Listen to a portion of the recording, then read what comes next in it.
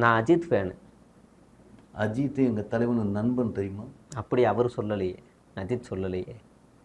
எங்க வரவும் போறவன்லாம் என்ன நண்பன்னு சொல்லுவான், நான் வரணுமா? எங்க அவருக்கு அவரு கட்சியில இருக்கிற கண்ட்ரோல். கொடியை தான், அந்த கொடியோட கலர்ஸை தான் அஜித் அவர்கள் ட்ரெஸ்ல போட்டு விளம்பரப்படுத்துறாரு தெரியுமா?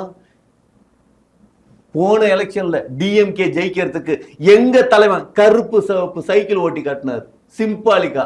அதே மாதிரி இப்ப சிம்பாலிக்கா அஜித் கலர்ல ட்ரெஸ்ல கலர் வச்சு காட்டியிருக்காரு. விஜய் வந்து பாஜக ஜெயிக்கிறதுக்கு தான் ஒரு பஸ்ஸை காவி கலர்ல வச்சிருக்காரா?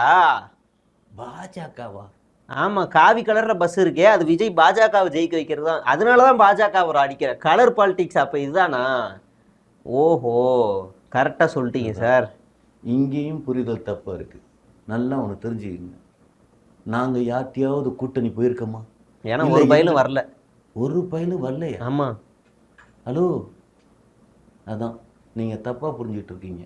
தேர்தலுக்கு முன்னால கூட்டணி கிடையாது, தேர்தலுக்கு அப்புறம் தான் கூட்டணி. நாங்க வச்சு என்ன பிரயோஜனம்?